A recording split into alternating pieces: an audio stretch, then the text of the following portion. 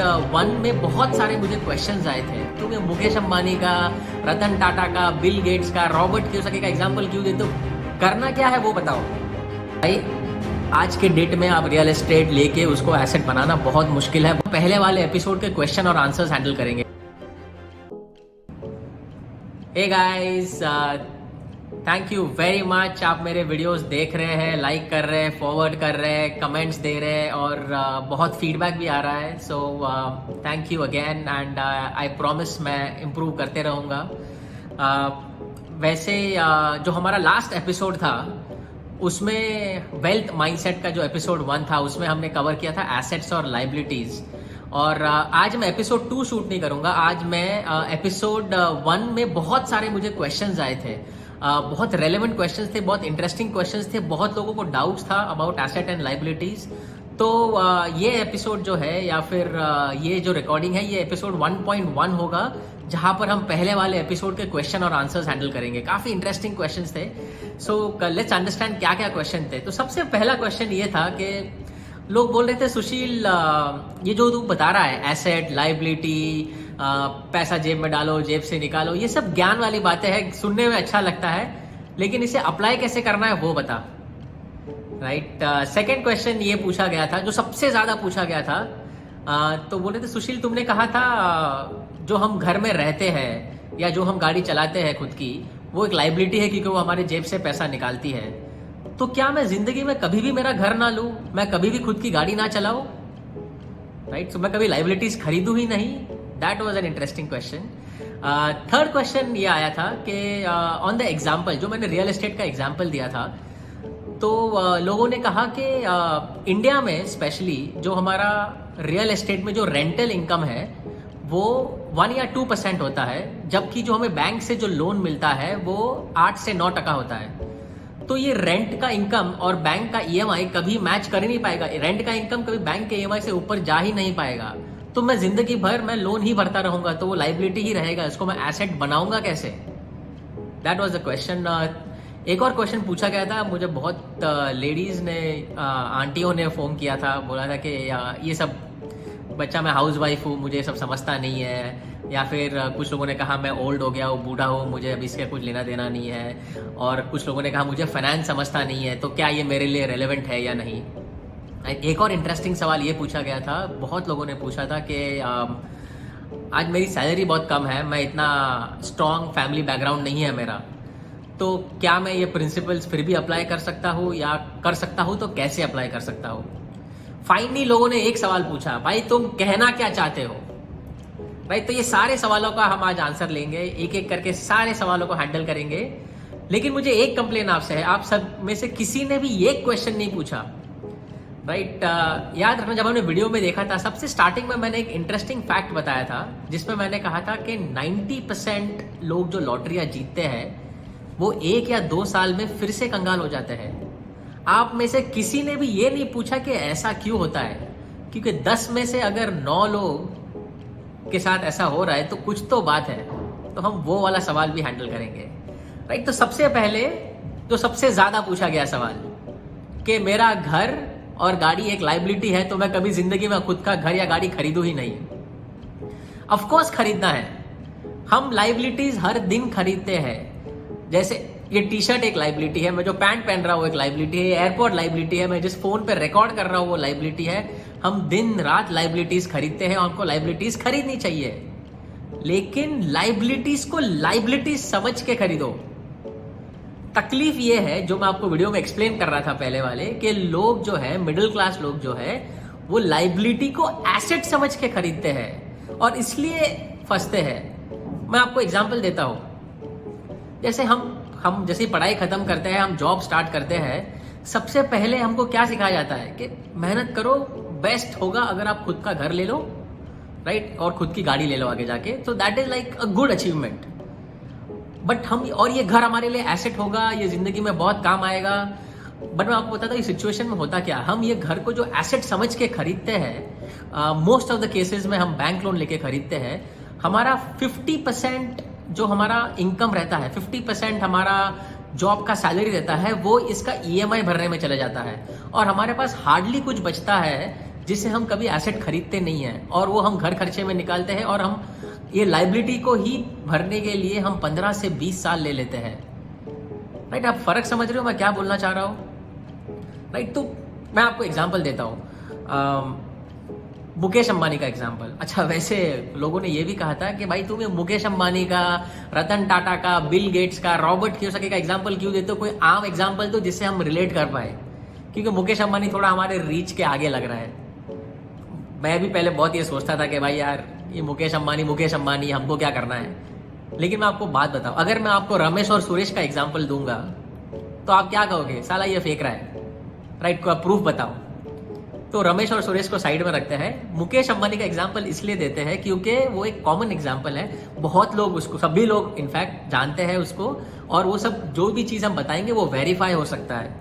Right, तो आपको मुकेश अंबानी को मुकेश अंबानी समझ के मत एग्जाम्पल लीजिए, उसकी खाली सोच में समझिए डिफरेंस क्या है। तो ठीक है, मुकेश अंबानी का मैं आपको एग्जाम्पल दे रहा था एसेट और लाइबिलिटी में। तो मुकेश अंबानी ने घर खरीदा 2012 में, एंटीला बनाया खुद ने।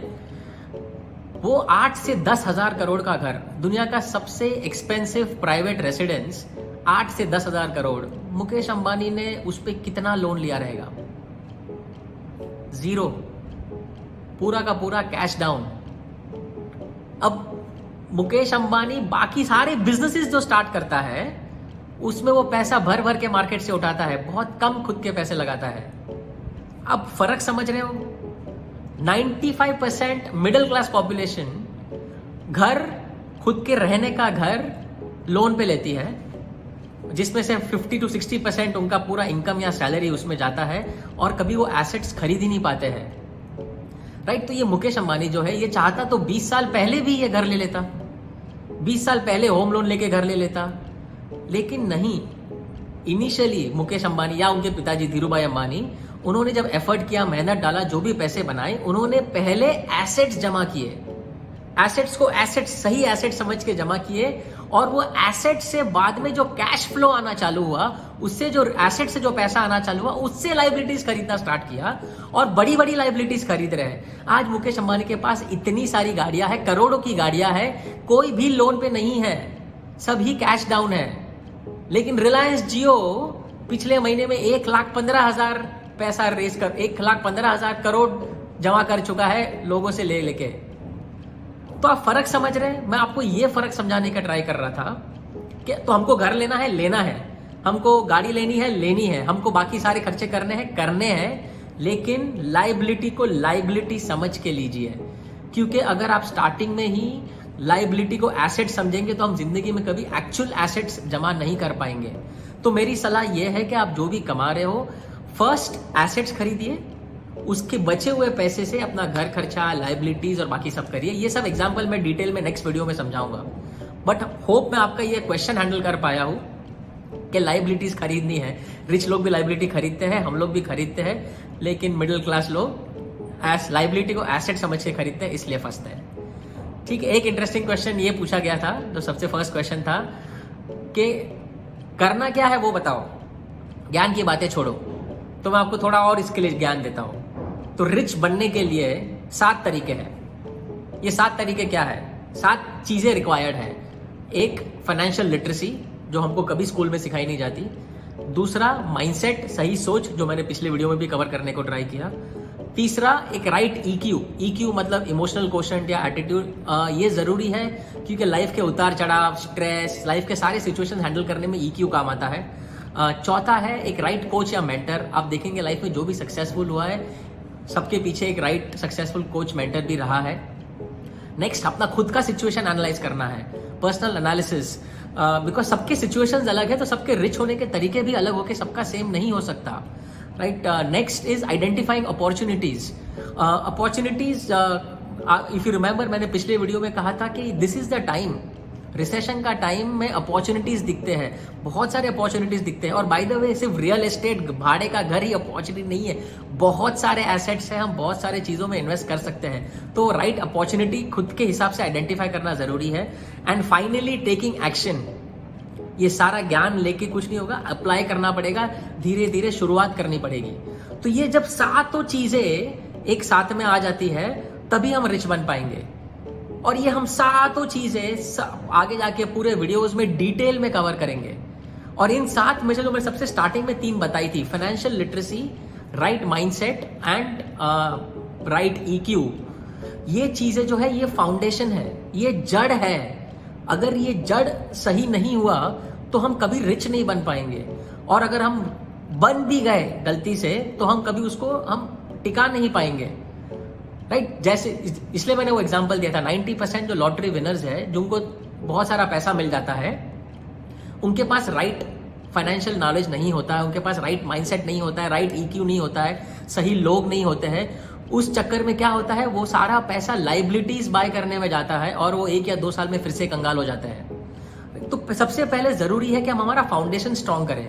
तो मैं सारे वीडियोस में फाउंडेशंस के बारे में बात कर रहा हूँ। उसके बाद जो 4 पॉइंट्स है, जैसे वो एप्लीकेशन वाले पॉइंट है, वो भी करना है और हम वो भी कवर करेंगे। बट सब चीजों को स्टेप बाय स्टेप करेंगे, एक एक करके समझेंगे, डिटेल में समझेंगे, so that you can apply it all together, right. So please understand this. Another question जो पूछा गया था कि रियल एस्टेट का 1% इंडिया में रेंटल इनकम है, EMI 8-9% है, तो भाई आज के डेट में आप रियल एस्टेट लेके उसको एसेट बनाना बहुत मुश्किल है, बहुत कम अपॉर्चुनिटीज है। मैंने सिर्फ आपको एक एग्जांपल दिया था कि कुछ लोगों ने ऐसा किया। इनफैक्ट जो मैंने आपको एग्जांपल दिया था 2004 में पुणे में मेरे दोस्त सचिन ने घर लेके, खुद ना रह के, उसको लोन लेके और रेंट पे चढ़ा के उसने उसको एसेट बनाया और आज वो एसेट का पैसा कमा रहा है। तो मेरा सवाल आपसे ये है, आपने कभी ये नहीं सोचा कि 2004 में उसी ने या बहुत कम लोगों ने ऐसा क्यों किया? सभी लोगों के पास ये अपॉर्चुनिटी था, सभी लोगों ने क्यों नहीं किया? क्योंकि वो सारी चीजें मिसिंग थी। एक राइट नॉलेज नहीं था, राइट माइंडसेट नहीं था, राइट कोई दिशा दिखाने वाला कोई था नहीं। सेम रॉबर्ट कियोसाकी का एग्जाम्पल, 85 में उसने घर लिया, बैंक लोन से लिया, रेंट पे चढ़ाया और 6350 घर खड़े कर लिए। तो उस टाइम पे उसी ने क्यों किया या बहुत कम लोगों ने क्यों किया? तो सेम चीज राइट नाउ, जरूरी नहीं है कि रियल एस्टेट ही एक अपॉर्चुनिटी है, बहुत सारे अपॉर्चुनिटी है। बट वो अपॉर्चुनिटी को आइडेंटिफाई करने के लिए सबसे पहले हमारा फाउंडेशन स्ट्रॉन्ग करना जरूरी है, हमारी जड़ को स्ट्रॉन्ग करना जरूरी है। तो हम ये सारे पॉइंट्स एक एक करके कवर कर रहे हैं, ठीक है। नेक्स्ट क्वेश्चन का ये पूछा गया था कि मैं हाउस वाइफ हूँ या मैं ओल्ड हूँ, मुझे फाइनेंस समझता नहीं है।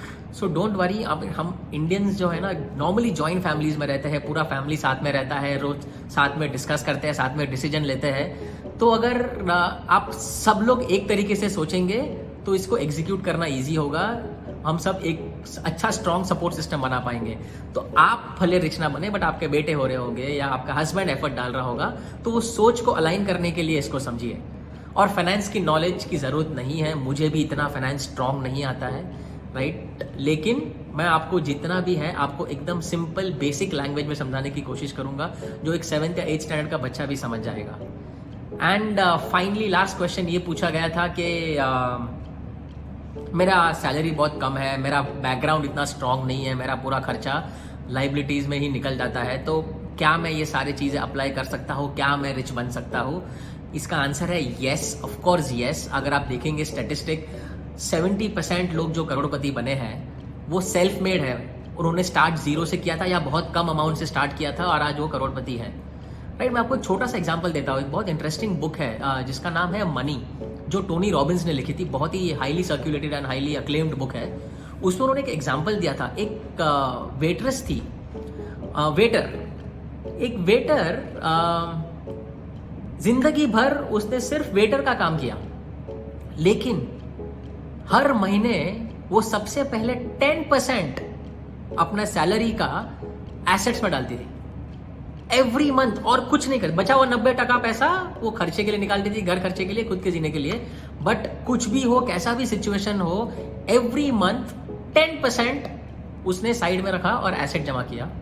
अब एक वेटर का सैलरी बहुत हाई तो होगा नहीं, ठीक है, जिंदगी भर भी वेटर का काम किया है, लेकिन आपको पता है जब वो वेटर रिटायर हुई वो बहुत बड़ी करोड़पति थी, 1-2 करोड़ नहीं, बहुत बड़ी करोड़पति। जस्ट वो डिसिप्लिन उसने मेंटेन किया, लाइफ लॉन्ग 10% खुद के इनकम का, सैलरी का इन्वेस्ट किया एसेट्स खरीदने में।